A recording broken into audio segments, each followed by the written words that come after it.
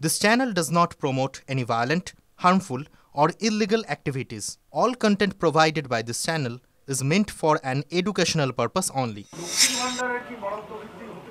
এইসব বিষয়ে আমাদের বক্তব্য রাখার কোনো অবকাশই নেই। এটা বিধানসভার ব্যাপার, মুখ্যমন্ত্রীর ব্যাপার, এ নিয়ে কোনো মন্তব্যই করব না। মমতা বন্দ্যোপাধ্যায়ের হয়তো আরও কিছু ইচ্ছা থাকতো, কিন্তু কেন্দ্রীয় সরকার যেই বিপুল বঞ্চনা, 1,70,000 কোটি টাকার বেশি বাংলার বকেয়া, অর্থাৎ মমতা বন্দ্যোপাধ্যায়কে কিন্তু কেন্দ্রের যে টাকাটা দেওয়ার কথা যেসব খাতে, রাজ্যের ফান্ড থেকে সেটাও দিতে হচ্ছে। ফলে এইখানেও একটা চাপ তৈরি হচ্ছে। ফলে সেই জায়গায় দাঁড়িয়ে যতটা বেশি সম্ভব মানুষের উপকারের, ততটাই রাজ্য বাজেট বাংলার মানুষের জন্য করবে। রাজ্য বাজেট মানে তো নিশ্চিতভাবেই বাংলার মানুষের জন্য মমতা বন্দ্যোপাধ্যায় যেভাবে কাজ করছেন তার আরও ইতিবাচক প্রতিফলন রাজ্য বাজেটে হতে চলেছে।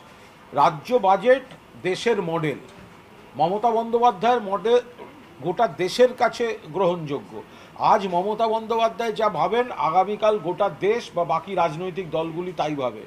আজ মমতা বন্দ্যোপাধ্যায় যেটা মানুষের জন্য করছেন, বিরোধীরা সেটা সমালোচনা করছেন, কাল দেখা যাচ্ছে বিরোধীরা তাদের রাজ্যে বলছেন আমরা ওটাই করব।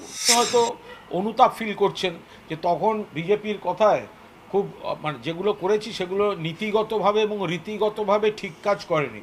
পাপের প্রায়শ্চিত্ত করার জন্য এরকম একটা, আর নিজেরও গরিমা বাড়বে, বাংলার বিধানসভার মতো একটা উচ্চ গরিমার জায়গায় বক্তৃতা দিয়ে উনি পাপের প্রায়শ্চিত্ত করতে চান। যদি পশ্চিমবঙ্গ বিধানসভায় ভাষণ দেওয়ার ইচ্ছা হয় দেশের উপরাষ্ট্রপতি, তাহলে বুঝতে হবে পশ্চিমবঙ্গ সরকার এবং পশ্চিমবঙ্গ বিধানসভা ততটাই উচ্চতায় আছে যে উপরাষ্ট্রপতিকে সেখানে গিয়ে বক্তৃতা দেওয়ার ইচ্ছা প্রকাশ করতে হবে। দূরপাল্লার ট্রেনে খাবার, জল, পরিচ্ছন্নতা, সময় কোনোটা কিছু নেই। ফলে এই গোটা জিনিসটা যেখানে গেছে, যাত্রীদের সুরক্ষা বলে কিছু নেই। এই ট্রেন ওই লাইনে চলে যাচ্ছে, এই ইঞ্জিন ওখানে ধাক্কা মারছে, কখনো 3টে ট্রেনের ধাক্কা লাগছে, ভাবা যায় এক লাইনে 2টো ট্রেন চলে যাচ্ছে। দুর্ঘটনা সবসময় দুর্ঘটনা, কিন্তু দুর্ঘটনা যদি কার্যত নিয়ম এবং ধারাবাহিকতায় পরিণত হয়, তাহলে তো সেই রেল ম্যানেজমেন্টের যোগ্যতা, দক্ষতা, বিশ্বাসযোগ্যতা নিয়ে প্রশ্ন উঠবেই। যাত্রী নিরাপত্তাটা কোথায়? যে একটা সংরক্ষিত কামরা, সেখানে যে যা পারবে উঠে যাবে, বারণ করতে গেলে সেটা নিয়ে অশান্তি হবে, এরকম এই ধরনের নানা ধরনের অরাজকতা, এগুলো সমস্ত ওই সব রাজ্যে ঘটছে। রেলে সুরক্ষা বলে কিছু নেই, যাত্রী সুরক্ষা বলে কিছু নেই, যে পারছে উঠে যাচ্ছে, যাত্রীদের ধরে প্রাদেশিকতার দৃষ্টিভঙ্গি দিয়ে হ্যাকেল করছে।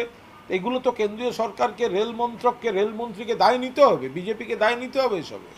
SLST, work education, physical education, হাতে রেকমেন্ডেশন লেটার পেয়ে স্কুল পেয়ে গেছে, সবাই বৈধ যোগ্য, সিবিআই নেই। কে আটকেছে? সিপিএমের আইনজীবী জট পাকাচ্ছে। এবং তারা চান এই ধরনের কিছু দৃশ্যের অবতারণা করে রাজনীতি করতে। তো এইগুলো তাদের ইভেন্ট। আমরা চাই যোগ্যরা চাকরি পাক, কোথাও কোনো ভুল ত্রুটি থাকলে সংশোধন হবে, আইন থাকলে তার সেই অনুযায়ী চলবে। বাকি মুখ্যমন্ত্রী দ্রুত চাকরির ব্যবস্থা করতে চাইছেন, আর কিছু লোক সেগুলোকে নানাভাবে জট পাকিয়ে রাস্তায় রাজনীতি করতে চাইছে। বিজেপি শাসিত রাজ্য, চেন অফ এক্সপ্লোশনস, তো সেখানে তাহলে সেগুলো এনআইএ দিয়ে দিক, এগুলো করে দেখাক। এটা হলে সিবিআই চাই, এটা হলেই এই চাই, এটা হলে এনআইএ চাই, আরজি করে সিবিআই চাই। সিবিআই যদি বলে কলকাতা পুলিশের তদন্ত ঠিক ছিল, তখন সিবিআই মানি না। এইগুলো ফালতু নাটক করছেন এনারা।